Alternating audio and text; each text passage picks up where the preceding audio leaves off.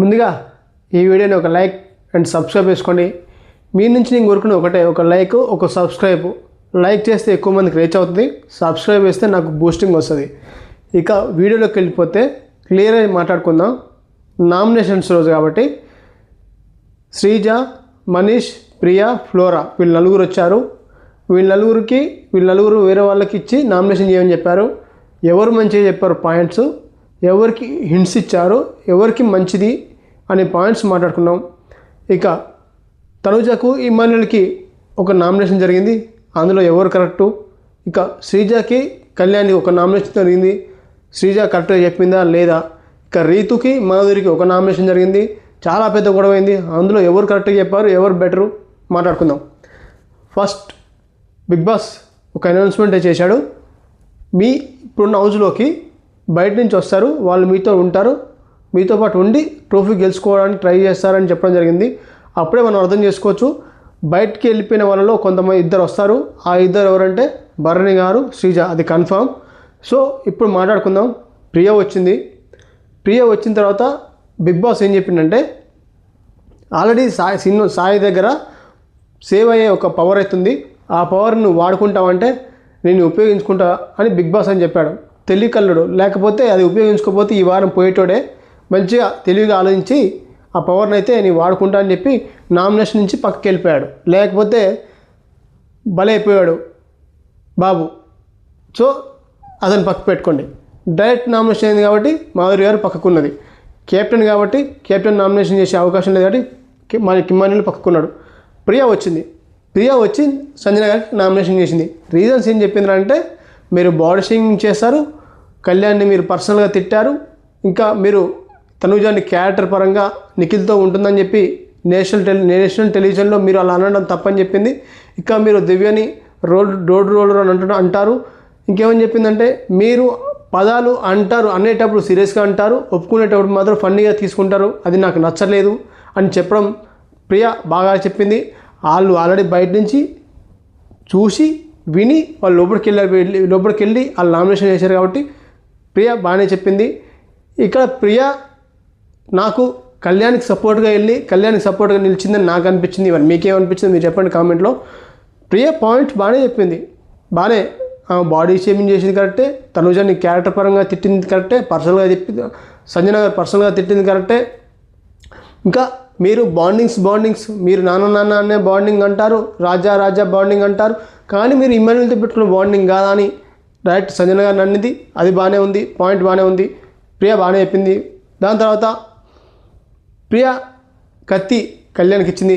కళ్యాణ్ ఎవరికి చెప్పిండ్రా బాబు అంటే రాముకు నామినేషన్ చేసిండు. నిజంగా నాకు అస్సలు నచ్చలేదు. కళ్యాణ్ ఊకే ఎందుకు ప్రతిసారి రాముని నామినేషన్ చేసినా నాకేం అర్థం కావట్లేదు. అతను ఒక విన్నింగ్ మెటీరియల్ అబ్బా. అతను రాముని నామినేషన్ చేస్తే అతనికి ఏం వస్తుంది? అతనికి సమహుజ్జిగా అయినటువంటి ఎవరినో ఒకరిని నామినేషన్ చేయాలి, కానీ రాముని నామినేట్ చేస్తే అది ఏం ఉపయోగం? సేఫ్ అన్నట్టే అక్కడ మళ్ళీ ఈరోజు మళ్ళీ తప్పు చేసిన ఫీలింగ్ అయితే నాకు వచ్చింది. నెక్స్ట్ వారం కూడా నువ్వు నా రాముకి వేసుకో నామినేషన్ నాకు అనిపించింది. అయితే అది మరి అక్కడ రీజన్ ఏం చెప్పాడు అంటే, నువ్వు లాస్ట్ వీక్ అది టీం ఉంది, ఈ టీం నుంచి వెళ్ళి డబ్బులు గెలుచుకొని ఆ టీంకి వెళ్ళావు, అక్కడ నువ్వు విన్నింగ్ కాలేదు, కంటెండర్ కాలేదని ఒక రీజన్ అయితే చెప్పాడు. రీజన్ ఓకే, కానీ ప్రతిసారి రాముకే నామినేషన్ అంటే అది నాకు నచ్చలేదు. ప్రతిసారి రాముకే వేస్తే అది కళ్యాణ్ సేఫ్ ఆడేట్ అవుతుంది. దాని తర్వాత రాము డిఫెండ్ చేసుకున్నాడంటే చేసుకోలేదు, అది నచ్చలేదు నాకు కూడా. ఆ రాము చేసుకున్న డిఫెండింగ్ విధానం కూడా నాకు నచ్చలేదు. సో ఇది రాముకి, కళ్యాణ్కి, ప్రియకు మధ్య జరిగిన నామినేషన్. అది ఓకే, పర్వాలేదు అనిపించింది. సంజన గారు నామినేషన్ చేశారు, సంజన గారు నామినేట్ అయిపోయారు, రాము నామినేట్ అయిపోయారు. ఇక నెక్స్ట్ ఎవరు వచ్చారంటే మర్యాద మనిషి వచ్చాడు. మర్యాద మనిషి వచ్చి ఎవరికి వచ్చాడంటే కళ్యాణ్కి వచ్చాడు. కళ్యాణ్కి ఏమని చెప్పాడు తెలుసా? నువ్వు ఇండివిజువల్గా గేమ్ ఆడు భయ్యా, నువ్వు నామినేషన్ పాయింట్ కరెక్ట్గా చెప్పు భయ్యా, లేకపోతే నువ్వు కప్పు గెలుచుకునే అవకాశాలు పోతావని డైరెక్ట్ హింట్స్ ఇచ్చేశాడు కళ్యాణ్కి మర్యాద మనిషి. నీకు ముద్దు మాటలు చెప్పి మందార పూలు చెవులు పెడుతురయ్యా, నువ్వు ఎమోషనల్గా వెళ్ళకు అని చెప్పి నువ్వు నామినేషన్ పాయింట్ కరెక్ట్గా చెప్పు భయ్యా అని చెప్పి మంచిగా చెప్పాడు కళ్యాణ్కి. మరి కళ్యాణ్కి అది ఎక్కిందా ఎక్కలేదా మనకు తెలియదు. మర్యాద మనిషి సూపర్ ఇన్సైట్ ఇచ్చాడు, బాగా అనిపించింది, బాగా మంచి రీజన్స్ అయితే చెప్పాడు. మరి కత్తి ఎవరికి ఇచ్చారా బాబు అంటే ఆ కత్తి తీసుకెళ్ళి మన ఇమాన్యుల్ అన్నకి ఇస్తే ఇమాన్యుల్ అన్న ఏం చేసిండు, ఆ కత్తిని మళ్ళీ ఆయనకే పొడుచుకోండు.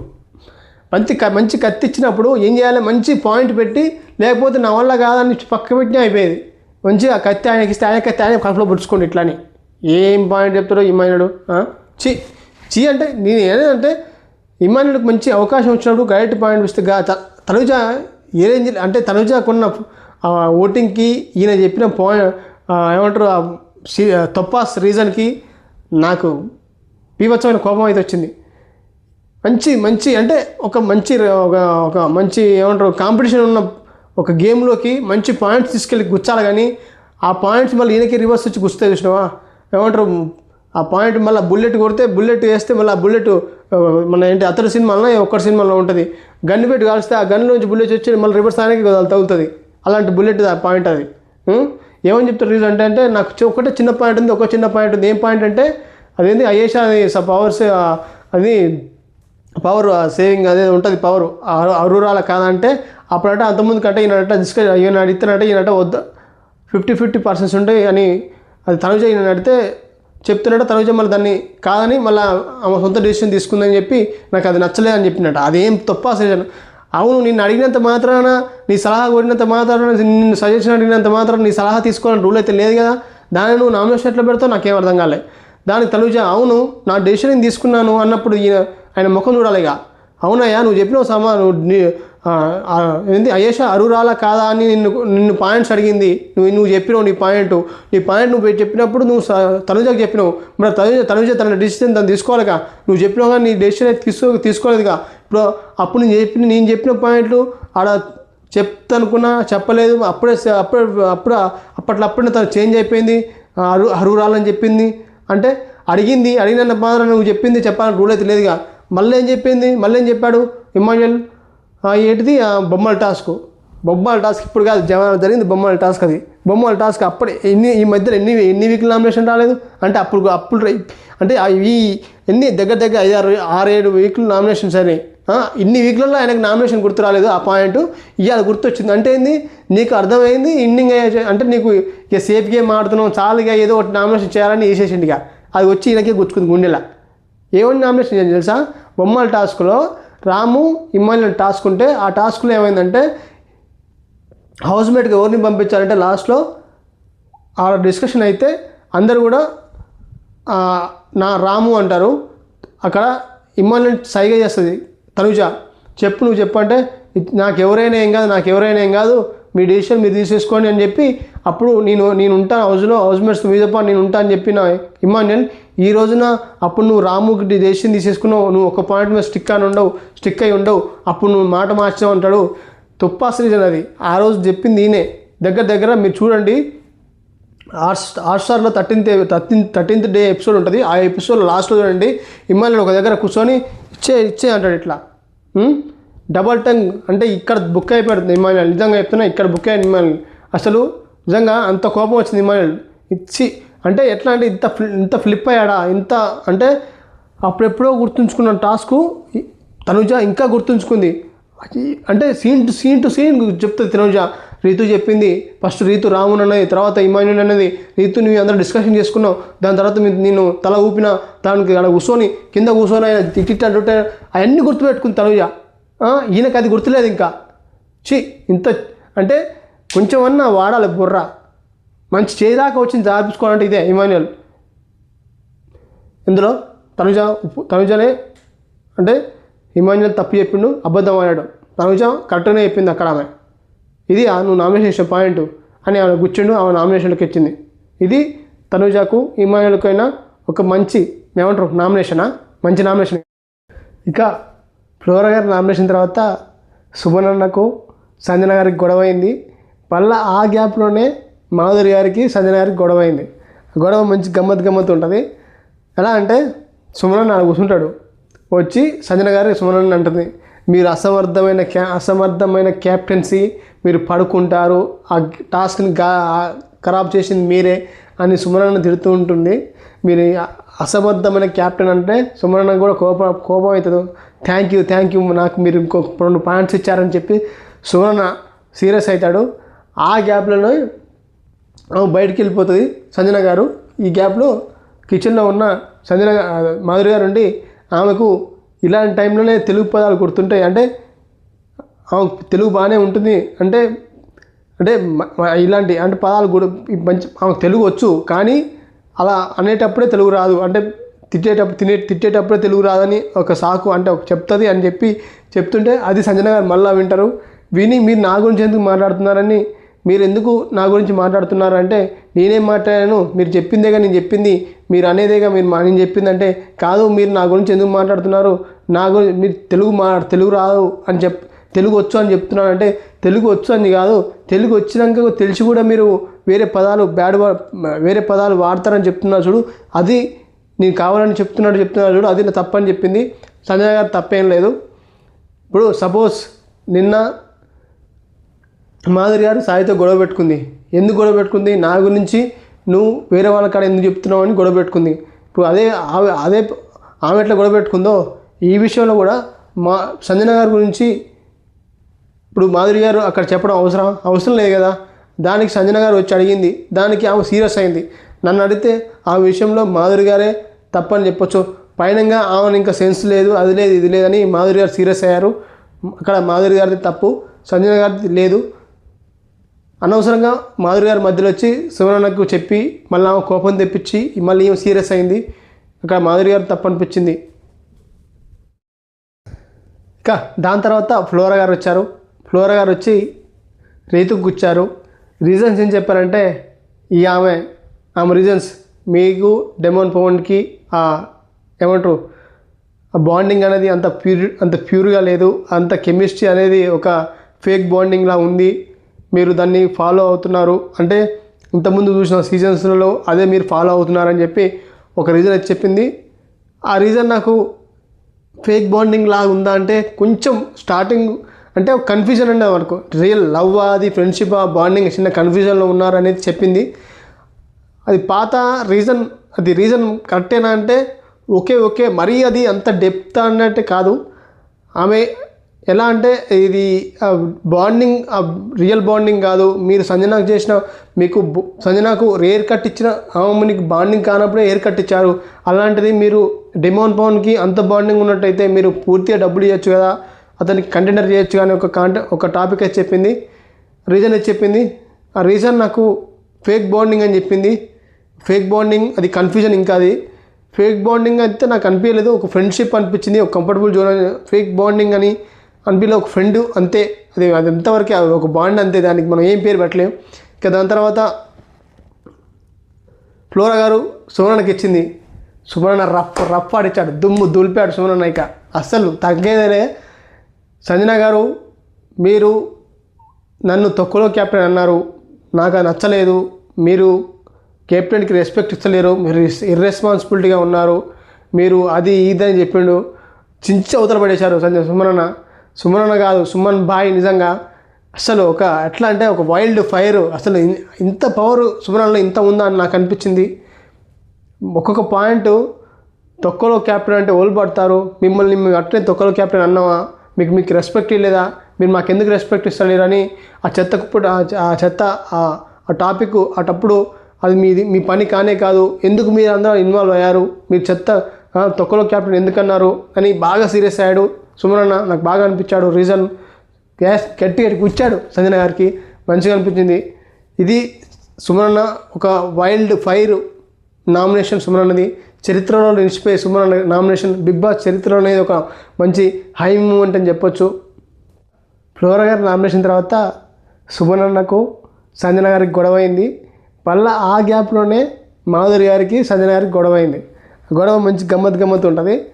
ఎలా అంటే సుమనన్న కూర్చుంటాడు, వచ్చి సంజన గారి సుమనన్న అంటుంది, మీరు అసమర్థమైన క్యాప్టెన్సీ, మీరు పడుకుంటారు, ఆ టాస్క్ని ఖరాబ్ చేసింది మీరే అని సుమనన్న తిడుతూ ఉంటుంది. మీరు అసమర్థమైన క్యాప్టెన్ అంటే సుమనన్న కూడా కోపం అవుతుంది. థ్యాంక్ యూ నాకు మీరు ఇంకో 2 పాయింట్స్ ఇచ్చారని చెప్పి సుమనన్న సీరియస్ అవుతాడు.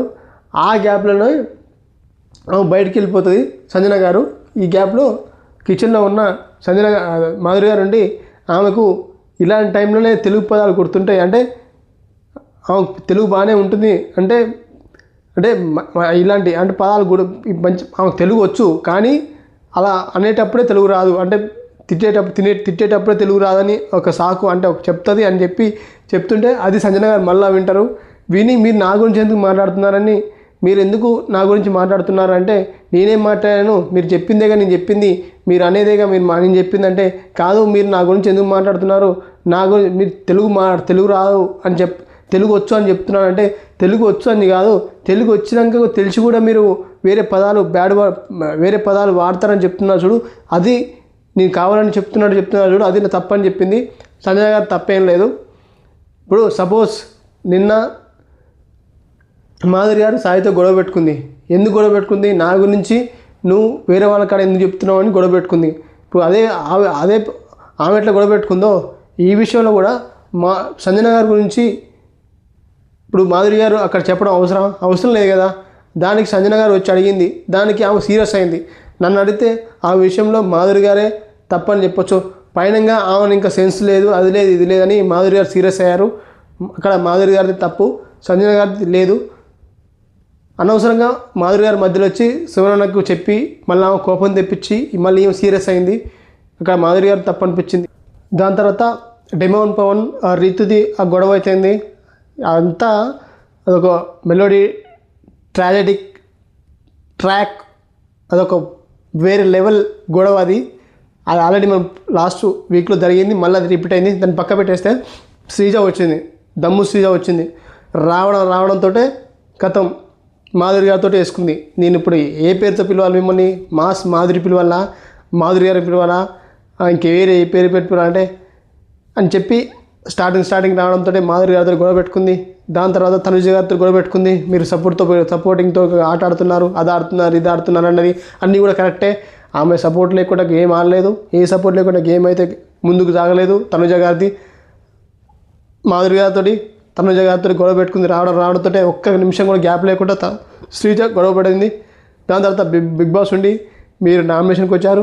నామినేషన్ ఏమనగానే కళ్యాణ్కి వేసింది. ఒకటి నేను కళ్యాణ్ పూట డిసప్పాయింట్ అయ్యాను అని చెప్పి కళ్యాణ్ కూర్చోడం జరిగింది. రీజన్స్ ఏం చెప్పిందంటే, బరాబర్ గుండెల్లో గుణపం కూర్చొని గుద్దింది. నీ కొంతమంది నామినేషన్ టైంలో నువ్వు ఎవరికి నామినేషన్ వేసావు, నీవు కెప్టెన్ ఉన్నప్పుడు నీ క్యాప్టెన్సీలో హౌస్ ఆర్మెంట్ ఖరాబ్ అయింది మాధురి గారి వల్ల. అది కాకుండా నిన్ను క్యారెక్టర్ అసాసినేషన్ చేసిన అమ్మాయిల పిచ్చోడు అని చెప్పిన వాళ్ళని నువ్వు నామినేషన్ చేయకుండా నువ్వు ఎందుకు చేయలేదు అంటే, నువ్వు భయపడ్డావా, నువ్వు సేఫ్ గేమ్ ఆడుతున్నావా అని శ్రీజ దమ్ము ఎట్లా అంటే కళ్యాణ్కి ఒక దమ్కి ఇచ్చినట్టు అనిపించింది నాకైతే.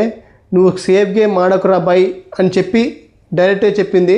అంటే ఒక ఫ్రెండ్కి ఏ విధంగా చెప్పాలో, అంటే ఎవరు చెప్తే ఇంటరో అని కరెక్ట్గా శ్రీజ దమ్ము కళ్యాణ్కి చెప్పిన విధానం నాకు చాలా బాగా స్ట్రైట్ ఫార్వర్డ్గా చెప్పింది అనిపించింది. అంటే డొంక తిరుగుళ్ళు అలా ఇలా కాదు, డైరెక్ట్ గుచ్చుడే. అంటే కళ్యాణ్ అంటే నువ్వు అమ్మాయిల పిచ్చోడు అన్నదానికంటే నువ్వు నీ కోసం స్టాండ్ తీసుకోకపోతే ఎవరు తీసుకుంటారు? నువ్వు వేరే వాళ్ళ కోసం స్టాండ్ తీసుకుంటావు కరెక్టే, నీ కోసం నువ్వు స్టాండ్ తీసుకోవా? జనాలు మొత్తం నిన్ను అంటే అమ్మాయిల పిచ్చోడు అన్నప్పుడు నీకు బయట ఎంతమంది ఎన్ని రకాలుగా అనుకుంటున్నారు, నువ్వు స్టాండ్ తీసుకోవా? నువ్వు నామినేషన్ చేయొద్దా? రమ్యకు నామినేషన్ అవకాశం ఉంది, మాధురి గారికి నామినేషన్ అవకాశం ఉంది. అలా కాకుండా నువ్వు డైరెక్ట్ సంజన గారికి ఎలా నామినేషన్ చేస్తావు? అది నువ్వు తుప్పా సీజన్ కాదా అని శ్రీజ అయితే కరెక్ట్గా అంటే ముఖం మీదనే అడిగేసింది. దానికి కళ్యాణ్ కూడా అవును అది తప్పునే చేశాను, కాకపోతే దానికంటే ముందుగానే ఇంకోటి కూడా అడిగింది ఇంకోటి కూడా అడిగింది శ్రీజ. ఏమని? నువ్వు నామినేషన్ టైంలో కళ్యాణ్ అనేవాడు ఒక మంచి అంటే మాట మీద నిలబడతా అన్నప్పుడు నువ్వు ఇమాన్యుల్కు నువ్వేం చెప్పావు? ఆ మాట మీద నిలబడు. తనుజ పేరు చెప్పకుండా నువ్వు సంజన గారి పేరు ఎందుకు చెప్పావు అంటే, ఇట్లా నాకంటే ముందే రమ్య చెప్పేసిందని చెప్తాడు కళ్యాణ్. అలా కాదు, నువ్వు ఆ పర్టికులర్ టైంలో నీకంటే ముందే తనుజ గారు నీ దగ్గరకు వచ్చి చెయ్యన్నది కాబట్టి వేసింది కాబట్టి అందుకే ఇప్పుడు మళ్ళీ నేను ఎక్కడ చెప్తే బ్యాడ్ అవుతారని చెప్పి అది కూడా చెప్పింది. అంటే తను కళ్యాణ్ పట్ల ఎంత జాగ్రత్తగా చెప్పిందో చూడండి. అంటే నువ్వు సేఫ్ గేమ్ ఆడకు, నువ్వు ఎవరికి భయపడకు అంటే లాస్ట్లో ఒక మాట చెప్పింది శ్రీజ. ఏమని? నువ్వు బయట నుంచి వస్తారు ఎంతోమంది నీ బాండింగ్ గురించి అన్నీ చెప్తారు, ఒకరికి నిజమే చెప్పొచ్చు, ఒకరికి అబద్ధం చెప్పొచ్చు, కానీ నువ్వు నీ జెన్యూనిటీ చూపించుకో, అంటే నీ బాండింగ్లో నువ్వు జెన్యూనిటీగా ఉండు అని చెప్పింది. అంటే ఎవరు బయట నుంచి వచ్చి ఒక మాట తప్పు చెప్తారు ఒప్పు చెప్తారు, కానీ నువ్వు జెన్యున్గా ఉండు అని చెప్పింది. అంటే నీ జెన్యునిటీని మిస్ అవుతున్నావు, నువ్వు సేఫ్కే మారుతున్నావు, అలా ఉండకురా భయ అని ముఖం స్ట్రేట్ ఫార్వర్డ్ చెప్పింది.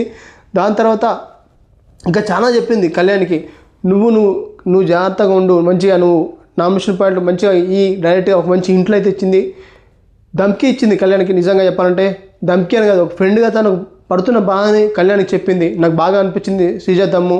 ఇంకా తనుజ గారి పట్ల కూడా చెప్పింది, నేను అక్క అన్నానంటే నాకు భయం అవుతుంది, ఎందుకంటే రేపటి నాడు నీకు ట్రోఫీ దగ్గరకు వస్తే నీకు అక్కని కదా, నువ్వు నాకు ఏమంటావు అని చెప్పి బాండింగ్లలో నువ్వు అలా ఉంటావని చెప్పింది. నాకు చాలా బాగా నచ్చింది శ్రీజ.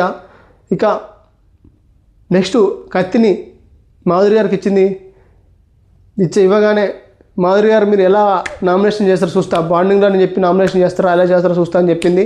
దాని తర్వాత రీతుకు వచ్చింది.